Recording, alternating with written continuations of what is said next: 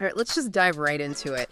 You sent over this incredible stack of sources, articles, research notes, all centered around a name that's, well, basically becomes synonymous with chess dominance, Magnus Carlsen.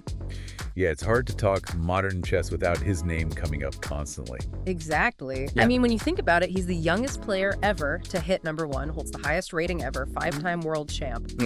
On the surface, he just seems like this force of nature, almost unbeatable. Right. It really makes you stop and wonder, what's actually going on inside the head of someone at that level? Is he truly that, invincible machine he sometimes looks like? It's that contrast that really jumped out from the sources, didn't it? The public image of the absolute peak performer, and then these glimpses into a much more, well, human internal landscape. Totally. And that's really our mission for this deep dive. We're going to pull out the most important bits of knowledge and insight from the material you shared to understand not just the legend, Magnus Carlsen, the player, but also, the person behind all those amazing achievements.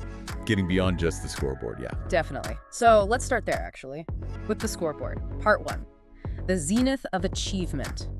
Because honestly, the list of accomplishments laid out in these sources is it's staggering. It really is. If you just look at the major titles highlighted, particularly in the Wikipedia source, just the classical format, 5 times world chess champion. That alone puts him in incredibly rare company. And he doesn't stop there, does he? It's not just classical chess. He's also won the World Rapid Chess Championship 5 times. 5 times, yeah. And the World Blitz Chess Championship, 8 times? 8 times. It means he's been world champion across all the major time controls multiple times over. Which is unique, right? Absolutely unique. The sources make a point of noting he's the first and only player to simultaneously hold the #1 ranking in classical, rapid, and blitz. That speaks to an adaptability, a mastery that goes way beyond just one type of chess. Adaptability is definitely a huge part of it. And talk about sustained dominance. The sources point out he's held the #1 FIDE ranking since, July 1st, 2011? Yeah, since 2011. He's closing in on Garry Kasparov's record for the longest cumulative time at #1, which is just remarkable longevity at the very top. That consistency over such a long period, it's almost as impressive as the peak performance itself. And speaking of peak performance, that number, 29882, keeps popping up. His peak rating. Yeah, the Wikipedia source confirms that's the highest ELO rating ever achieved in chess history, ever. A number that really captures the absolute height of his power. And then there's that incredible unbeaten streak in classical chess at the elite level, 125 games. 125 games. The sources highlight that as a specific documented record. It's not just about winning, it's about avoiding defeat for years against the best players. Just mind-boggling consistency. The sources also touch on his impact beyond the raw numbers. There's this narrative, particularly in, I think it was the Square Rock article, that he retrieved the game back from the machines. What's that about? It's a really interesting idea presented there. The thinking is, as computer analysis got so powerful, some felt top-level classical chess was maybe trending towards more solid, less creative games driven by engine prep, maybe leading to more draws. Okay. And the article points to his victory in Game 6 of the 2021 World Championship against Nepomniachtchi after several kind of computer-influenced draws as this epic human struggle. It broke the mold and reminded everyone of the psychological depth, the complex human element, still crucial to the game. So it's like he proved the human mind could still find a way, even when the engines seemed to see everything. And interestingly, the AI itself seems to back up his overall standing, doesn't it? It does, yeah. The Wikipedia source mentions an AI evaluation rating him as potentially the best player of all time based on how closely his moves align with Stockfish, one of the strongest engines out there. That's a different way of looking at the greatest of all time debate, isn't it? Using objective engine moves rather than just head-to-head records or comparing eras. Exactly. It adds another layer to the discussion. And beyond the pure chess stats, his influence extends into, the modern world. Signing with an esports giant like Team Liquid, being an ambassador for the Esports World Cup 2025. Right. These things noted in the sources show his reach is way beyond the traditional chessboard now. And his business ventures, like Play Magnus or Take, they seem like direct results of building this huge personal brand on the back of his chess success. He's definitely redefined what it means to be a top chess professional in the 21st century, leveraging his fame and success into all these other areas. Absolutely. So, okay, that gives you a picture of the external stuff, the unprecedented success. But here's where the sources take a really interesting turn, leading us into part 2. the human beneath the surface. What really struck me, reading through everything, is how open Carlsen has actually been about his internal struggles. Yeah, this was a major theme that kept bubbling up, especially in that Reddit thread that was reacting to a podcast snippet. Yeah. It reveals these aspects you just wouldn't expect from someone so dominant. Things like shame, doubt, anxiety. Shame, doubt, anxiety.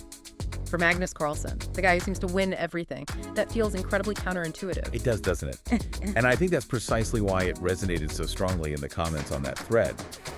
One user's reaction, paraphrasing a bit, was basically, wow, if this guy suffers from imposter syndrome, what hope is there for the rest of us? Imposter syndrome in the arguably greatest chess player of all time. That's a fascinating concept to even think about. And the discussion in the thread actually touches on this idea, sometimes floated, about a correlation between imposter syndrome and intelligence. You know, the idea that the more you know, the more acutely aware you become of the vastness of what you don't know. Huh.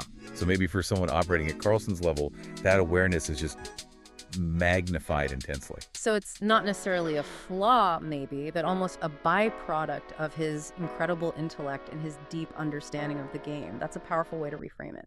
Possibly. And knowing that someone at his pinnacle deals with this, as one user pointed out, definitely helps normalize those feelings for everyone else. Kind of brings him down to earth a bit. Makes him relatable, yeah. Shows that even someone like him is human after all, as one comment put it. The sources also detail some surprisingly intense emotional reactions after games. That podcast snippet mentioned him feeling unable to show his face and even going into a fetal position. Yeah, that detail stood out. Wow. I mean, we've seen him frustrated on camera, maybe, slamming a laptop lid or something that feels more like typical competitive anger, but retreating to a fetal position. That suggests a level of distress that goes much deeper than just being annoyed by a bad move. It really speaks to the immense emotional weight he must carry, the pressure he internalizes. The fear of losing is a huge theme that comes up, but it seems intertwining with this other fear, the fear of decline. Yeah, one Reddit user described it very vividly as contemplating one's mortality of identity. The daunting prospect of transitioning from being the undisputed best in the world to eventually having been the best. Oh man, that has to be an incredibly difficult future to face, even just hypothetically. The sources also mentioned he beats himself up for small mistakes. That perfectionism combined with the self-doubt, again, it just makes him incredibly human. You see it in some of the specific examples cited, complaining about poor form, even after getting a result. Yeah. Most players would be thrilled with finishing third in a World Cup with 11 out of 14 points. Right. 11-14 is amazing. Exactly, but the comment puts it starkly. When you are used to and are expected nothing less than excellence, anything else feels like shit. Yeah. That really gives you insight into the kind of mindset he operates with. Right. His baseline for okay is everyone else's career highlight. Pretty much. Yeah. Another specific example of pressure maybe getting to him was that loss against Duda in the World Cup. A comment noted he did a pretty poor defensive job for his standards and basically fell apart in that moment. It shows that even the greatest isn't completely immune to crumbling under pressure sometimes. And maybe the most public example of this internal struggle was his decision not to defend his World Championship title in 2023. Yeah, the sources definitely touch on this. He cited a lack of motivation, but crucially, also the burden of the preparation and the immense pressure involved. He explicitly mentioned being afraid of losing, but also that winning again would just meet expectations, whereas losing would be devastating. That decision seems so deeply rooted in that fear of decline and the sheer weight of maintaining that identity as the absolute best. It really feels like it. It's a powerful reminder that being at the very top isn't just about skill, it's an immense psychological battle too. Okay, so let's shift gears slightly and put all this into, context and comparisons. Because the sources also offer different perspectives on his dominance, didn't they? Yeah, it's important to contextualize his achievements against history. While his record is obviously phenomenal, some sources engage in that perennial debate, comparing him to past greats like Garry Kasparov. And the argument raised in one of the Reddit threads, I think, is that while Carlsen is clearly dominant, maybe Kasparov had statistically more dominant head-to-head records against the absolute elite of his specific era in classical chess, citing his records against players like Shirov, Short, or Anand back then. That's one viewpoint presented, that perhaps the gap between Kasparov and his immediate top rivals in classical was slightly larger than Carlsen's against his closest rivals like Caruana, Karjakin, or Aronian, even though Carlsen's overall records are incredible. It's a nuanced point. The sources also tried to compare Carlsen's dominance to outliers in other fields, like Wayne Gretzky in hockey, Don Bradman in cricket, or Marion Tinsley in checkers. Right, this comparison is used to suggest that while Carlsen is absolutely elite, he might not be quite the same kind of statistical anomaly that those figures were in their respective sports. How so? Well, one user points out that Gretzky is often described as being without peers, in a way that maybe Carlsen isn't quite, compared to Kasparov or even Bobby Fischer, given the debates that still happen about who's the Jack. They bring up that famous Gretzky stat that if you just took his assists, he'd still be the all-time points leader, or something like that. Exactly, things like that. It highlights a level of statistical separation from the rest of the field that's just almost hard to comprehend. And Marion Tinsley in checkers, he was so dominant. He was described as being almost like a literal living computer back in his time, suggesting a gap perhaps wider than what we see in modern top-level chess, partly because of increased preparation and computer analysis leveling the field somewhat. But of course, there's a counter-argument within the sources as well, right? Regarding Carlsen's standing. Oh yeah, absolutely. The same Reddit thread quickly counters that if you include his dominance and sheer number of titles in the rapid and blitz formats, which are increasingly important in modern chess, then his claim to the greatest of all time status becomes much, much harder to dispute. Because he dominates across all formats. Precisely. His, 18 world titles across all formats are cited as evidence. That's significantly more than the next closest player from his generation, if you don't count Anand, who kind of spanned eras. That's a really solid point. His multi-format dominance is definitely unique. And it's probably worth tempering some of the hyperbole you might see floating around, like claiming he wins pretty much every tournament he participates in. Right. The Reddit discussion actually provided specific data here, listing his results in the Big Tata Steel tournament over several years.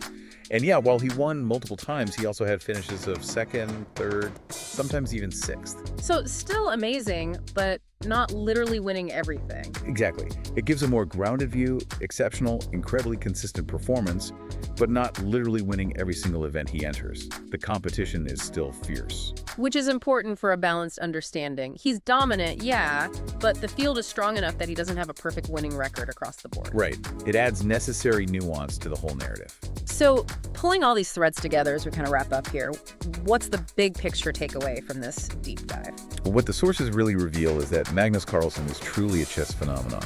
He's a statistical outlier in his era with just unprecedented achievements and records across classical, rapid, and blitz.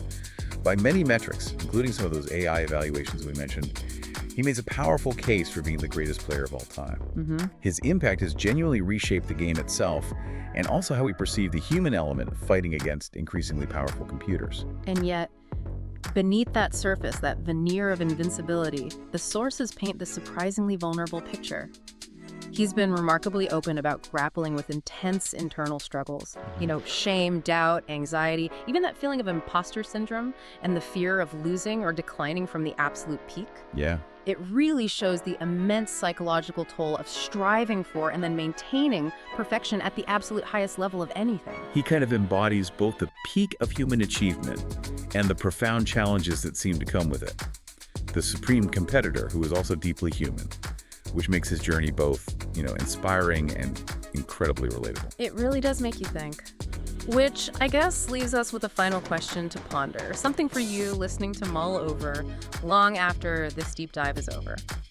What does it truly cost, psychologically, emotionally, to be the absolute best in the world at something? Is that level of success even achievable without grappling with significant internal pressure and self-doubt? Or maybe, could acknowledging those very doubts and vulnerabilities actually be a strange hidden source of strength? A way to stay grounded, maybe, and motivated to keep pushing for improvement, even when you're already standing at the pinnacle. That's a profound thought to end on. It is. Well, thank you for joining us for this deep dive into Magnus Carlsen. My pleasure. It was fascinating stuff. And if you found this deep dive valuable, please consider subscribing to the YouTube channel Chess Puzzle Solver and supporting their work.